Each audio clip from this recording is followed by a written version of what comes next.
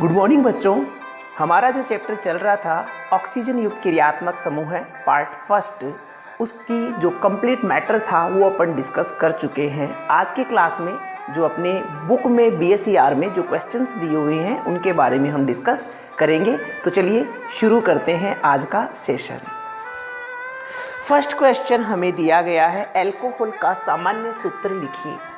First question है alcohol का सामान्य सूत्र। एल्कोहल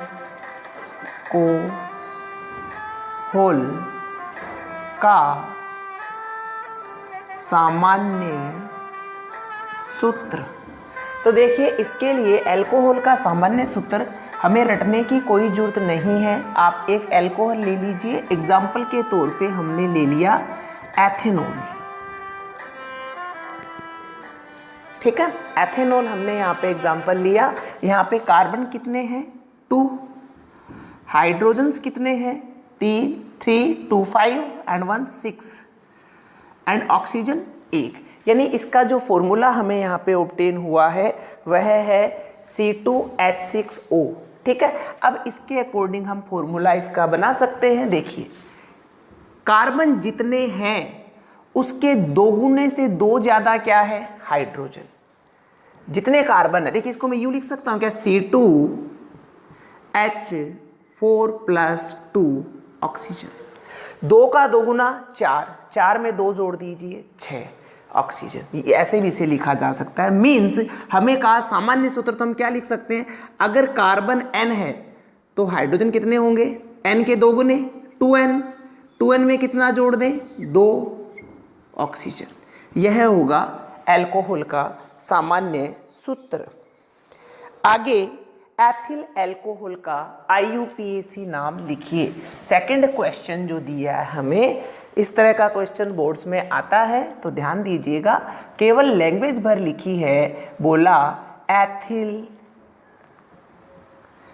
एल्कोहल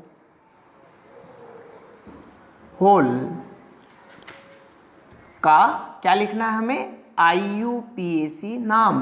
तो इसके लिए सबसे पहले हमें पता होना चाहिए एथिल अल्कोहल क्या होता है।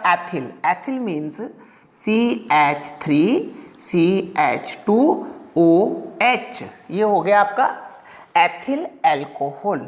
IUPAC नाम होता है एल्केन प्लस ओल। IUPAC नाम अल्कोहल का क्या होता है?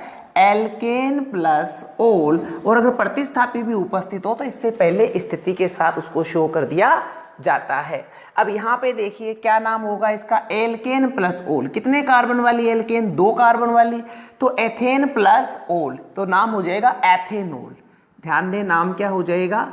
एथेनॉल। यानी हम इसका एथेनॉल नाम यहाँ पे लिखेंगे जो कि इसका IUPAC नाम होगा। बट एक बात ध्यान रखिएगा कि यदि हमें एल्कोहल गिवन होता ये और फिर हमें कहा जाता इसका IUPAC नाम लिखिए, तो हम यहाँ पे नाम लिखेंगे प्रोपेनॉल। केवल प्रोपेनॉल यहाँ पे सफिशिएंट नहीं होगा, यहाँ पे आपको ओल की पोजीशन भी शो करनी होती है। यहाँ पे आप OH की पोजीशन भी शो करेंगे और इसका आप नाम लिखेंगे प्रोपेन 1 ऑल। क्या नाम लिखेंगे इसका? प्रोपेन 1 ओल। ऐसा क्यों करते हैं? देखिए, एथेनॉल तो यही होगा, फिक्स है। अगर आपने इसको यूं भी लिख दिया तो भी ये एथेनॉल ही है। बट प्रोपेनॉल में देखिए कि यदि अपने को एक तो ये वाला एग्जाम्पल दिया जाता, दूसरा लिख दिया जाता यह, तो यह भी क्या है? प्रोपेनॉल।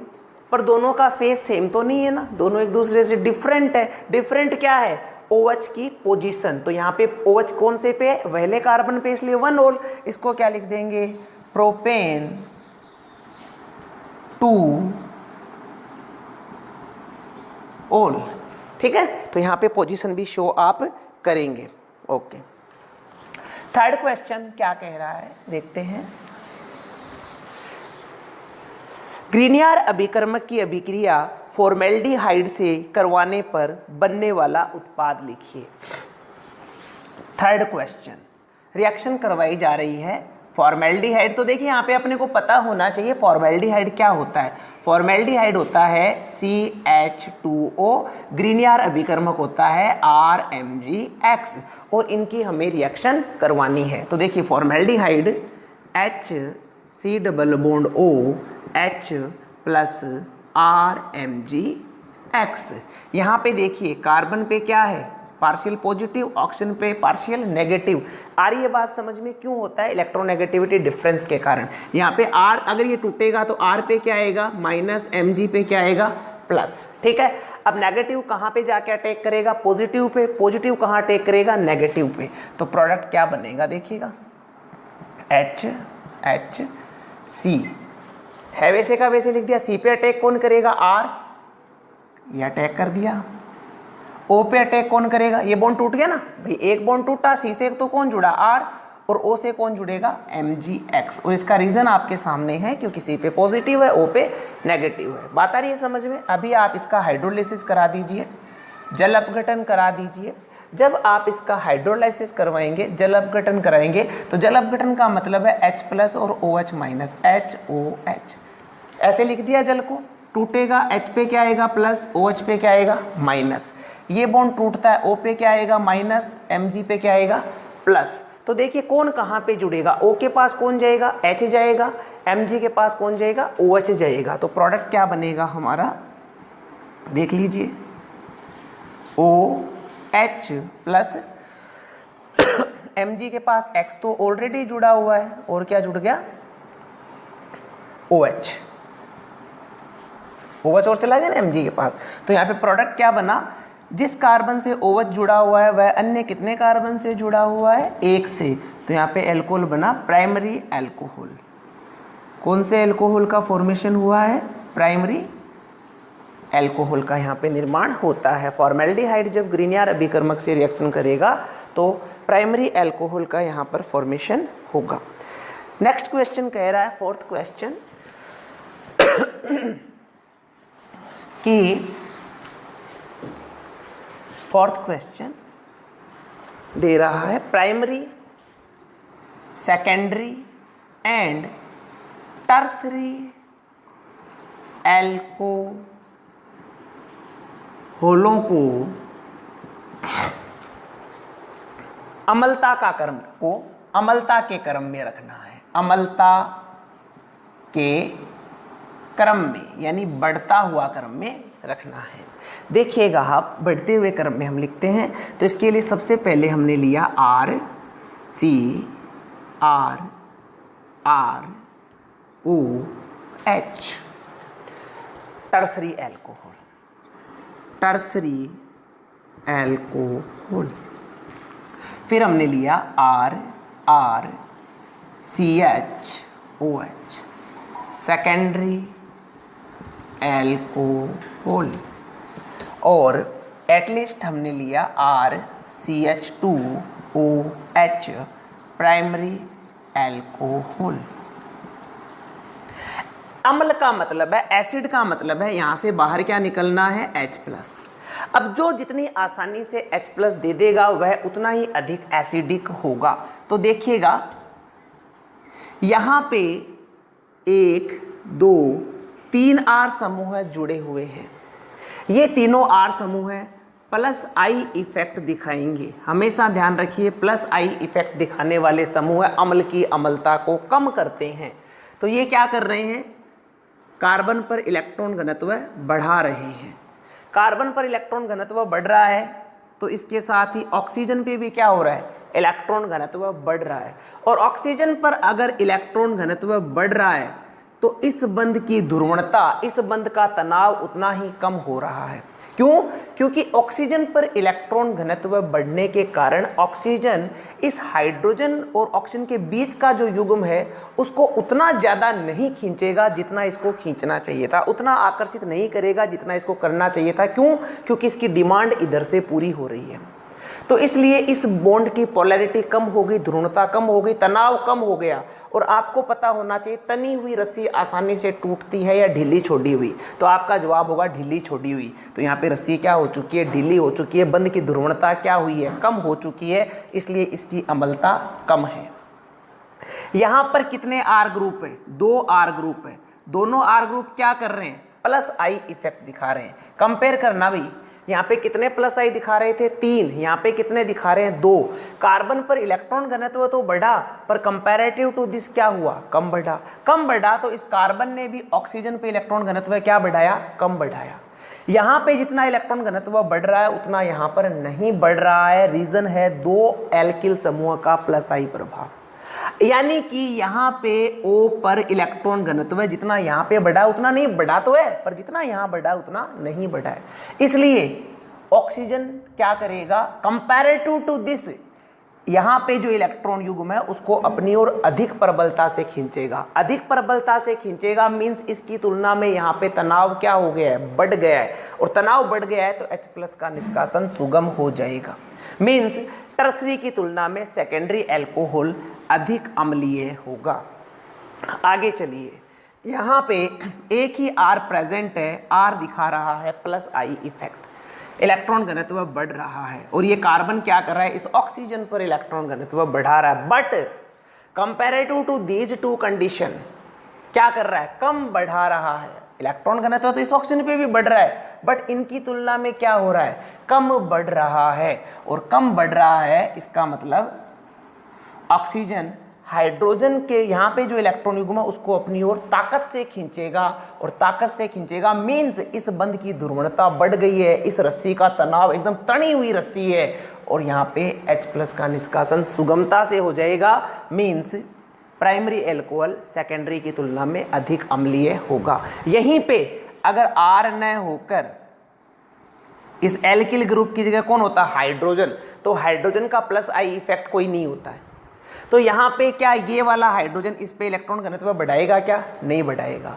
तो इन तीनों में तो अपन ने एसिडिटी डिस्कस कर ली। हमसे पूछे प्राइमरी एल्कोहल और वाटर में ज्यादा एसिडिक कौन है, तो यहाँ पे देखिए हाइड्रोजन प्रेजेंट है। हाइड्रोजन की उपस्थिति में इस ऑक्सीजन पे इलेक्ट्रॉन घनत्व नहीं बढ़ रहा है, और इलेक्ट्रॉन घनत्व अगर नहीं बढ़ रहा है तो यहाँ पर जो ध्रुवणता है, यहाँ पर जो इस बंध का तनाव है वह सबसे अधिक है, और सबसे अधिक है मीन्स यहाँ पर H+ का निष्कासन सबसे आसानी से होता है।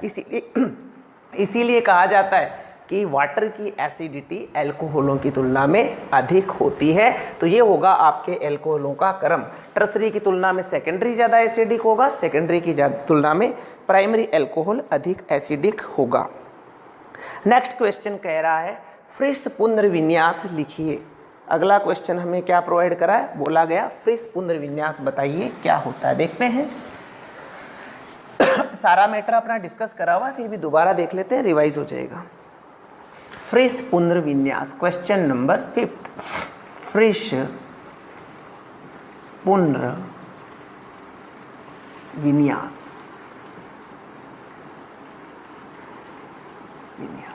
क्या है देखिएगा। फ्रिश पुनर्विन्यास किसे कहते हैं, ध्यान दें। हम फिनोल लेते हैं और फिनोल की रिएक्शन करवाते हैं एसिटिल क्लोराइड के साथ, यानी फिनोल का एसिटिलीकरण डिस्कस कर रहे हैं। एसिटिल क्लोराइड के साथ रिएक्शन करवाएंगे तो यहाँ पे बाहर क्या निकल जाएगा, ये HCl, और प्रोडक्ट हमारा बनेगा HCl बाहर निकल गया तो प्रोडक्ट क्या बन जाएगा, बेंजीन रिंग।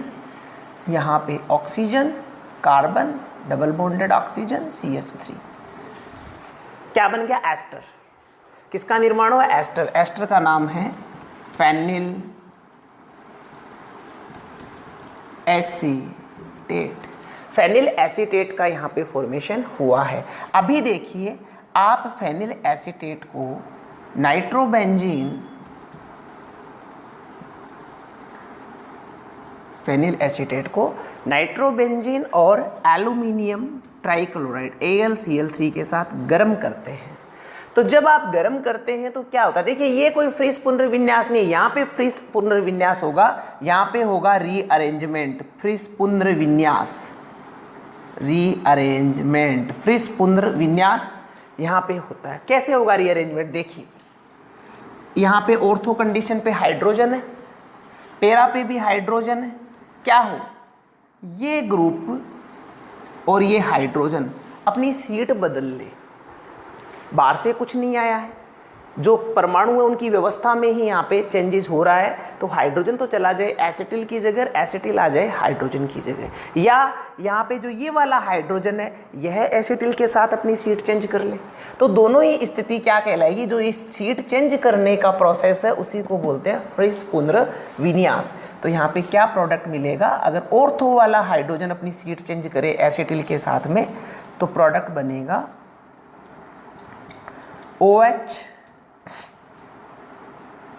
COCH3। ठीक है, HO के पास चला गया, COCH3 नीचे आ गया। इसे क्या कहेंगे अपन, para hydroxy ortho hydroxy acetophenone, ortho hydroxy acetophenone. और अगर पेरा वाला अपनी सीट चेंज करे तो आप क्या कहेंगे, COCH3। तो इसे कह देंगे पेरा हाइड्रोक्सी एसीटोफिनोन। एक चीज़ का आप यहाँ पे ध्यान रखेंगे कि इससे एसीटोफिनोन कहते हैं। ये अगर एसीटोफिनोन है तो इसकी ऑर्थो स्थिति पर कौन है, हाइड्रोक्सी ग्रुप है। ये आपको दिख रहा है क्या यहाँ पे जो नाम लिखा है, ओके डन। ठीक है, तो यहाँ पे ऑर्थो पे हाइड्रोक्सी इसलिए ऑर्थो हाइड्रोक्सी एसीटोफिनोन, यहाँ पे पेरा पे हाइड्रोक्सी इसलिए इसके कंपेरेटिव पेरा हुई ना ये पोजीशन, तो पेरा हाइड्रोक्सी एसीटोफिनोन। अब यहाँ पे इस रिएक्शन में आपको एक बात ध्यान रखनी है कि टेम्परेचर रेस्पेक्टेड होती है। अगर आप टेम्परेचर रखते हैं 433 केल्विन या इससे हाई तो आपको ऑर्थो प्रोडक्ट ऑब्टेन होगा, और अगर आप टेम्परेचर रखते हैं 333 केल्विन या इससे लो तो आपको यहाँ पर पेरा प्रोडक्ट ऑब्टेन होगा। ये बात आपको यहाँ पे ध्यान रखनी होगी कि ऑर्थो हाइड्रोक्सी 433 केल्विन ताप या इससे उच्च ताप पर प्राप्त होगा, और पेरा हाइड्रोक्सी आपको 333 केल्विन ताप या इससे निम्न ताप पर आपको प्राप्त होगा। ठीक है, ये आपका फ्रिस रीअरेंजमेंट। यहाँ पे इस रिएक्शन को फ्रिस रीअरेंजमेंट में आपको नहीं देखना है, ये जो प्रोसेस हुआ है इसे कहते हैं फ्रिस पुनर्विन्यास। इसके पश्चात नेक्स्ट क्वेश्चन हम बात कर लेते हैं। ये एग्जाम में आता है, पर्सन 2 नंबर का कम से कम आपसे पूछा जा सकता है, अच्छा प्रश्न है, ध्यान रखिएगा।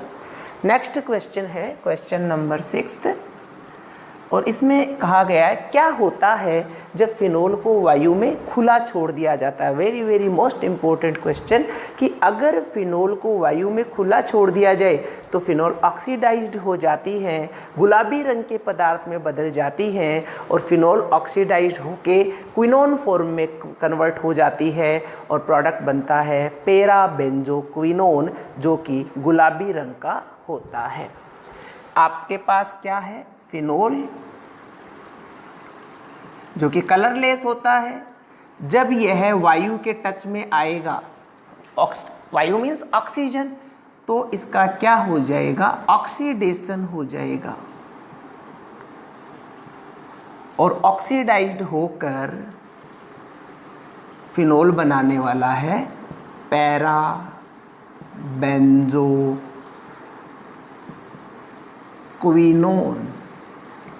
पेरा बेंजोक्विनोन का निर्माण यहाँ पर होगा। फिनोल किसका फॉर्मेशन कर रहा है, पेरा बेंजोक्विनोन, या इसको फिनोक्विनोन, बेंजोक्विनोन की जगह फिनोक्विनोन भी आप इसे कह सकते हैं। इंपॉर्टेंट क्वेश्चन है कि फिनोल को वायु में खुला छोड़ने पर यह गुलाबी रंग के पदार्थ में बदल चुका है, किसका निर्माण होता है, ऑक्सीडाइज्ड होकर पैरा बेंजोक्विनोन का यहाँ पे निर्माण होता है।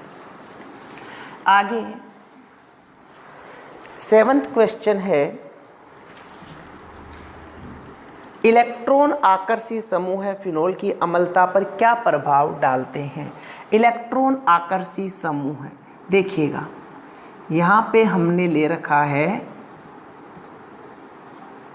फिनोल, और इस फिनोल पर अगर मान लीजिए यहाँ पे जुड़ा हुआ है नाइट्रो समूह है।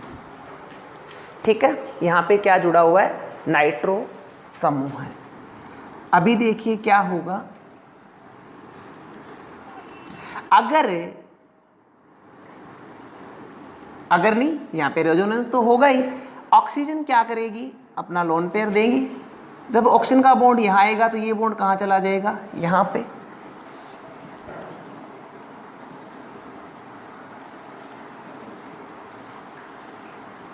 OH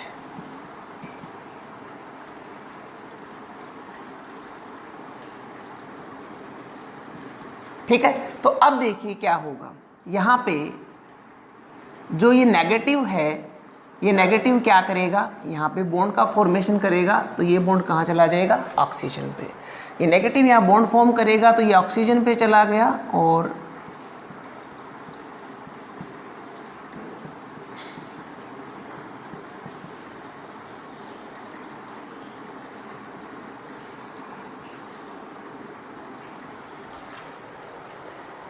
कहने का मतलब है यहाँ पे जो ये इलेक्ट्रॉन आकर्षी समूह है, भाई ये माइनस इस तरफ क्यों गया, माइनस इस तरफ इसीलिए तो गया ना क्योंकि नाइट्रोजन इलेक्ट्रॉन आकर्षी समूह, इलेक्ट्रॉन को खींचने वाला समूह है। और इलेक्ट्रॉन खींचने वाले समूह ने क्या किया, इलेक्ट्रॉन खींचने वाले समूह ने अपनी ओर इस इलेक्ट्रॉन को खींचकर, इस ऋणावेश को खींचकर, इस ऋणावेश को स्टेबिलिटी प्रदान करी है, इस स्ट्रक्चर को स्टेबिलिटी दी है। ऐसा क्यों हुआ, नेगेटिव अगर इस तरफ जाता है तो यह पूरा ग्रुप क्या कर रहा है, आपके नाइट्रोफिनोल की स्टेबिलिटी को बढ़ा रहा है। और स्टेबिलिटी बढ़ने के कारण स्थायित्व अगर आ रहा है तो कोई भी केमिकल कंपाउंड क्या चाहता है, स्टेबिलिटी तो चाहता है। तो इलेक्ट्रॉन आकर्षी समूह है फिनोल को स्थायित्व देते हैं, इसलिए स्थायित्व देने के कारण इसकी अम्लता बढ़ती है। अम्लता कैसे बढ़ती है, देखो इसने स्टेबिलिटी दी, O पे क्या आ गया, पॉजिटिव चार्ज आ गया। पॉजिटिव चार्ज आ गया यानी यहाँ पे इस बंध की ध्रुवणता बढ़ गई और H+ का निष्कासन आसानी से हो सकता है। हमेशा ध्यान रखिएगा, -I प्रभाव दिखाने वाले समूह हैं अम्ल की अम्लता को बढ़ाते हैं। तो नाइट्रो हो गया, साइनो हो गया, इस तरह के समूह अगर आपने ले रखे, हैलोजन हो गए, तो इस तरह के समूह हैं अम्लों की अम्लता को बढ़ाते हैं। फिनोल की बात नहीं है, कोई सा भी अम्ल आप डिस्कस कर रहे हो, मान लीजिए कार्बोक्सिलिक एसिड डिस्कस कर रहे हो, तो वहाँ पर भी ये -I प्रभाव दिखाने वाले समूह हैं अम्ल की अम्लता को बढ़ाएंगे। या मैं कहूँ -I क्यों, -R या -M भी ले लूँ, -R और -M प्रभाव दिखाने वाले समूह भी अम्ल की अम्लता को बढ़ाएंगे, ये आप ध्यान रखिएगा। अगला क्वेश्चन देखते हैं, क्वेश्चन नंबर 8, ईथर का सामान्य सूत्र लिखिए।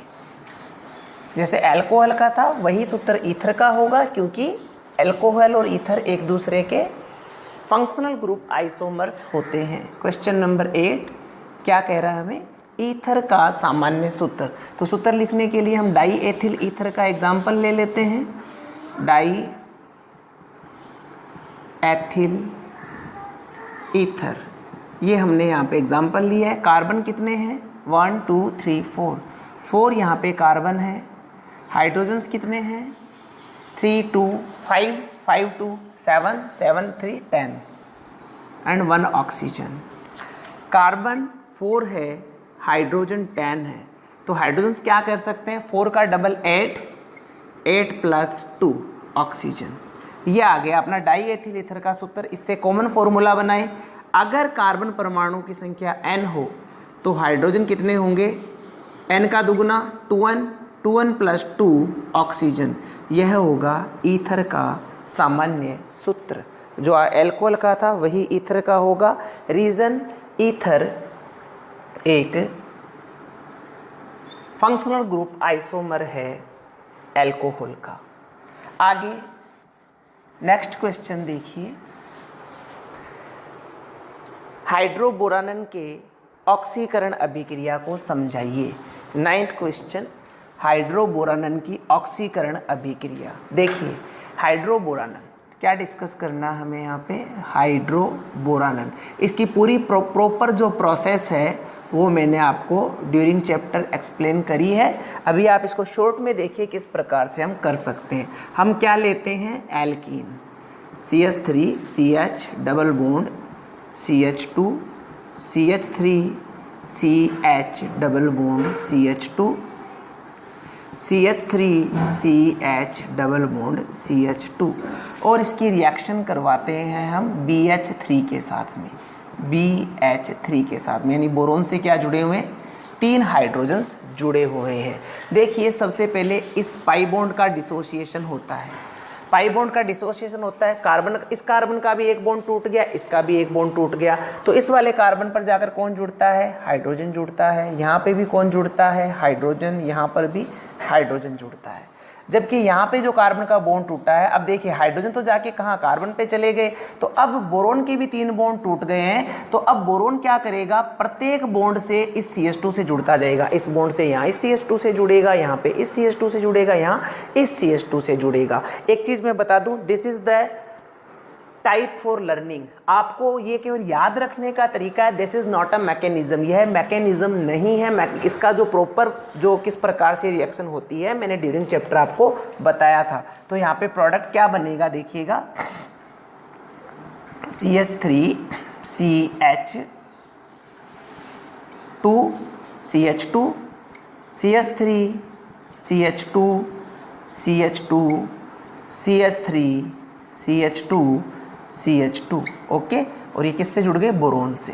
अब आप इसकी रिएक्शन किसके साथ में करवाते हैं, हाइड्रोजन पेरोक्साइड के साथ में। किसके साथ रिएक्शन कराते हैं, हाइड्रोजन पेरोक्साइड के साथ में। देखिए 3 मॉलिक्यूल्स ले लीजिए हाइड्रोजन पेरोक्साइड के, ये बॉन्ड टूटते हैं, साथ में हाइड्रोजन पेरोक्साइड का भी ये बॉन्ड टूटता है। यहाँ पे कितने OH है, 3, प्रत्येक OH जाकर CH2 से जुड़ जाता है। बोरोन के कितने बॉन्ड टूटे हैं, 3, तीनों बॉन्ड से कौन जुड़ जाता है, OH। तो प्रोडक्ट क्या बनेगा यहाँ पे, 3 molecules CH3 CH2 OH, एल्को CH3 CH2 CH2 OH, 3 molecules alcohol का निर्माण होगा, साथ में बनेगा BOH का होल थ्राइस, और आप इसे यूं भी लिख सकते हो H3BO3, यानी बोरिक एसिड का फॉर्मेशन होगा। तो यह है प्रोसेस हाइड्रोबोरेशन या हाइड्रोबोरानन की। इस प्रकार से हाइड्रोबोरानन हुआ करता है। बात आ रही है समझ में, एल्किन की रिएक्शन BH3 से कराइए और फिर बाद में हाइड्रोजन पेरोक्साइड के साथ इसकी रिएक्शन कराइए तो आपको एल्कोहल प्राप्त होता है। अगली रिएक्शन देखिए, नेक्स्ट रिएक्शन में ग्रीनियर अभिकर्मक से प्राथमिक एल्कोहल प्राप्त कीजिए। 10th क्वेश्चन हमें कह रहा है ग्रेगनार्ड रिएजेंट या ग्रीनियर अभिकर्मक से प्राइमरी एल्कोहल हमें प्राप्त करना है। किस प्रकार से प्राप्त करेंगे देखिएगा। ग्रीनियर अभिकर्मक फॉर्मेल्डिहाइड के साथ रिएक्शन करा दीजिए, चाहे ऑक्सीरेन या एथिलीन ऑक्साइड के साथ रिएक्शन करवा दीजिए, आपको ग्रीनियर अभिकर्मक प्राप्त हो जाएगा। दोनों ही रिएक्शन से हम प्राप्त करते हैं, देखिएगा। सबसे पहले फॉर्मेल्डिहाइड ले लेते हैं, क्वेश्चन नंबर है 10। फॉर्मेल्डिहाइड से प्राप्त करते हैं, देखिएगा। फॉर्मेल्डिहाइड हमने लिया C डबल बॉन्ड OH, ठीक है। इसकी रिएक्शन आप करा दीजिए RMgX के साथ। ये रिएक्शन मैंने आपको एक्सप्लेन अभी करी थी, फिर से देख लीजिए। Positive negative, R negative Mg positive, क्या बनेगा प्रोडक्ट, HCrOMgX, ठीक है। इसका हाइड्रोलिसिस करा दीजिए, जल अपघटन। जल अपघटन जब आप करवाएंगे तो जल अपघटन कराएंगे, देखिएगा। तो यहाँ पे क्या लिख सकते हैं इसे, HOH minus plus plus minus. इसी प्रकार से तो टूटेगा ना, और Mg के बीच का बॉन्ड, O पे माइनस आएगा, Mg पे प्लस आएगा, और यहाँ पे H प्लस और OH माइनस किससे प्राप्त हो रहे हैं, हमें जल से। तो अब देखिए ऑपोजिट चार्ज की ओर जाएंगे, O के पास कौन जाएगा, H प्लस, और Mg के पास कौन जाएगा, OH माइनस। HCrOH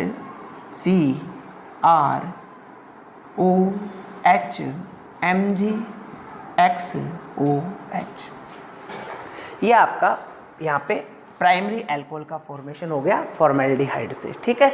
इसके अलावा सेकंड टाइप देखते हैं अपन, एथिलीन ऑक्साइड या ऑक्सीरेन। एथिलीन ऑक्साइड या ऑक्सीरेन क्या होता है देखिएगा, CH2O, इसको बोलते हैं ऑक्सीरेन या एथिलीन ऑक्साइड। ऑक्सीरेन और एथिलीन ऑक्साइड। ठीक है, ओके, ठीक है। देखिए ग्रिनियर रिएजेंट से रिएक्शन करवा रहे हैं, ध्यान दें। ये अगर बॉन्ड टूटता है, सी पे क्या आएगा पॉजिटिव, ओ पे क्या आएगा नेगेटिव, यहाँ पे आर पे नेगेटिव, एम जी पे पॉजिटिव, कौन कहाँ जुड़ेगा आइडिया लगा लीजिए आप। आर यहाँ जुड़ेगा ना पॉजिटिव पे, आर CH2, ओ पे कौन जुड़ जाएगा MgX। ओके, अब आप इसका हाइड्रोलाइसिस करा दीजिए, हाइड्रोलाइसिस कराएंगे same condition HOH, H plus OH minus, O पे माइनस Mg पे प्लस। ठीक है, ये बॉन्ड टूटेगा तो O के पास कौन जाएगा H प्लस, Mg के पास कौन जाएगा OH माइनस। तो यहाँ पे क्या लिख देंगे हम R CH2OH, किसका फॉर्मेशन हो गया अल्कोहल। और यहाँ पे अल्कोहल किस प्रकार के बन रहे हैं प्राइमरी, जो कि हमें क्वेश्चन में पूछा गया है वही हम यहाँ पे फॉर्म कर रहे हैं अल्कोहल। ठीक है, और साथ में प्रोडक्ट बना देंगे आप MgXOH। तो यहाँ पे इस प्रकार से आप प्राइमरी अल्कोहल फॉर्म कर सकते हैं ग्रिनियर अभिकर्मक से। ठीक बात है, ओके। तो गाइज आज की क्लास में हमने 10 क्वेश्चन डिस्कस करे, आप इनकी प्रैक्टिस करिए। कोई भी प्रॉब्लम आती है तो मुझे बताइए। पढ़ते रहिए, स्वस्थ रहिए, मस्त रहिए। बाय बाय, मिलेंगे अगली क्लास में। Thank you very much.